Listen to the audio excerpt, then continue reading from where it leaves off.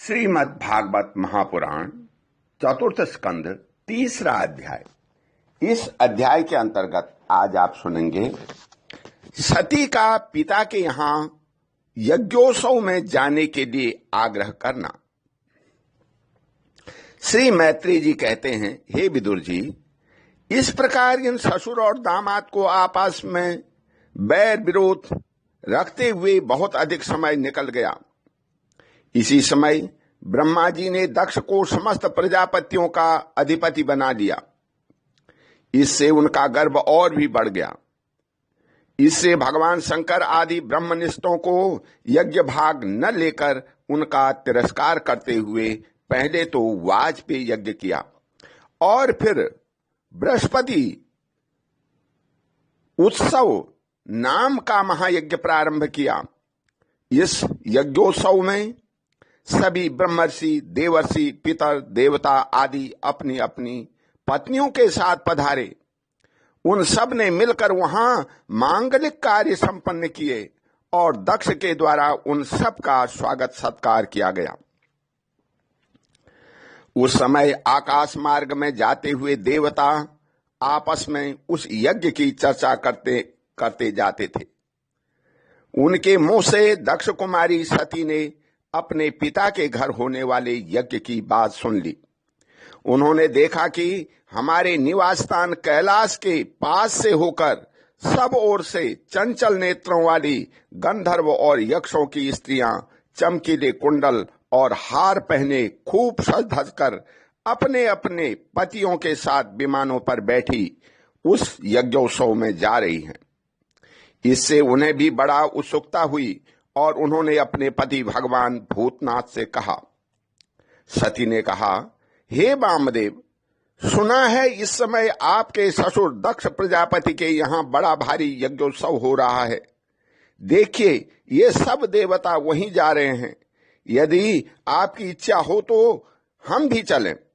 इस समय आपने आत्मियों से मिलकर और हमारी बहनें भी अपने अपने पतियों के सहित वहां अवश्य आएंगी। मैं भी चाहती हूं कि आपके साथ वहां जाकर के माता पिता के दिए हुए गहने, कपड़े आदि उपहार स्वीकार करूं। वहां अपने पतियों से सम्मानित बहना, मौसियों और स्नेहार्द हृदया जननी को देखने के लिए मेरा मन बहुत दिनों से उत्सुक है। हे कल्याणमय, इसके सिवा यहां महर्षियों का रचा हुआ श्रेष्ठ यज्ञ भी देखने को मिलेगा। अजन्मा है प्रभो, आप जगत की उत्पत्ति के हेतु हैं। आपकी माया से रचा हुआ यह परम आश्चर्यमय त्रिगुणात्मक जगत आप ही में भास रहा है, किंतु मैं तो स्त्री स्वरूप होने के कारण आपके तत्व से अनभिज्ञ और बहुत दीन हूं। इसलिए इस समय अपनी जन्मभूमि देखने को बहुत उत्सुक हो रही हूं।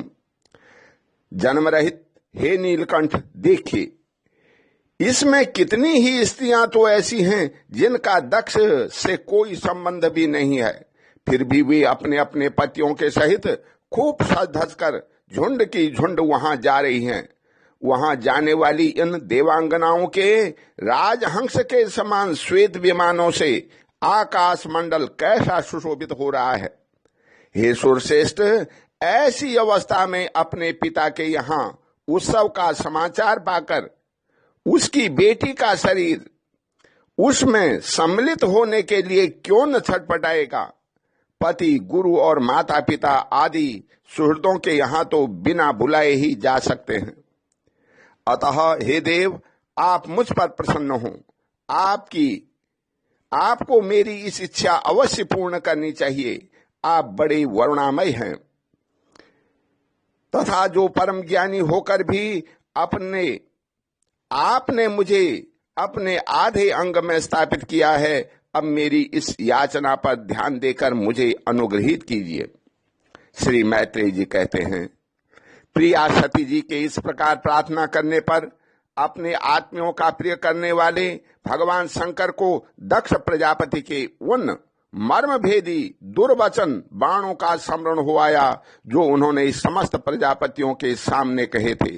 तब वे हंसकर बोले, भगवान शंकर ने कहा, हे सुंदरी, तुमने जो कहा कि अपने बंधुजन के यहां बिना बुलाए भी जा सकते हैं, सो तो ठीक ही है, किंतु ऐसा तभी करना चाहिए जब उनकी दृष्टि अतिशय प्रबल देहाभिमान से उत्पन्न हुए मद और क्रोध के कारण द्वेष दोष से युक्त न हो गई हो।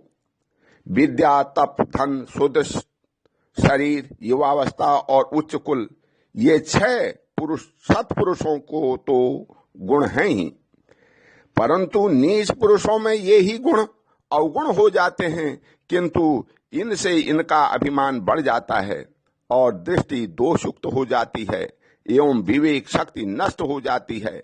इसी कारण वे महापुरुषों का प्रभाव नहीं देख पाते।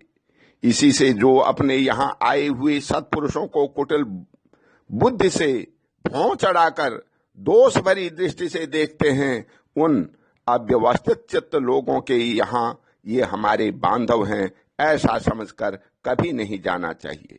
हे देवी, शत्रुओं के बाणों से बिध जाने पर भी ऐसी व्यवस्था नहीं होती, ऐसा जैसी अपने कुटिल बुद्धि स्वजनों के कुटिल वचनों से होती है। क्योंकि बाणों से शरीर छिन्न भिन्न हो जाने पर तो जैसे तैसे निद्रा आ जाती है, किंतु कुवाक्यों से मर्म स्थान विद्ध हो जाने पर तो मनुष्य हृदय की पीड़ा से दिन रात बेचैन रहता है। हे सुंदरी, अवश्य ही मैं यह जानता हूं कि तुम परमोन्नति को प्राप्त हुए दक्ष प्रजापति को अपनी कन्याओं में सबसे अधिक प्रिय हो, तथापि मेरी आश्रिता होने के कारण तुम्हें अपने पिता से मान नहीं मिलेगा, क्योंकि वे मुझसे बहुत जलते हैं। जीव की चित्तवृत्ति के साक्षी अहंकार शून्य महापुरुषों की समृद्धि को देख करके जिसके हृदय में संताप और इंद्रियों में व्यथा होती है, वह पुरुष उनके पद को तो सुगमता से प्राप्त कर नहीं सकता। बस दैत्यगण जैसे श्री हरि से द्वेष मानते हैं, वैसे ही उनसे क्रूरता रहता है। हे सुमध्य में, तुम यह कहती हो कि आपने प्रजापतियों की सभा में उनका आदर क्यों नहीं किया।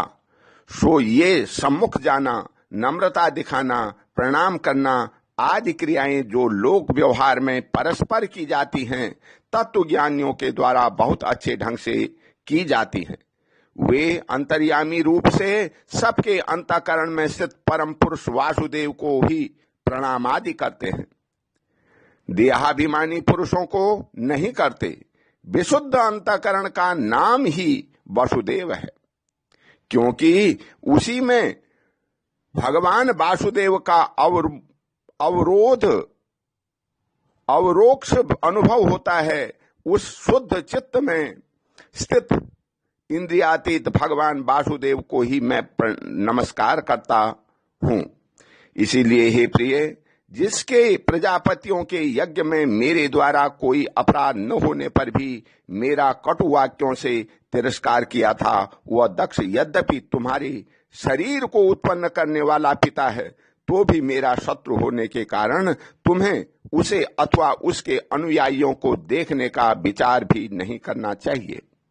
यदि तुम मेरी बात न मानकर वहां जाओगी तो तुम्हारे लिए अच्छा न होगा, क्योंकि जब किसी प्रतिष्ठित व्यक्ति का अपने आत्मजनों के द्वारा अपमान होता है, तब वह तत्काल उनकी मृत्यु का कारण हो जाता है। ओम शांति। बोल श्री कृष्ण भगवान की जय।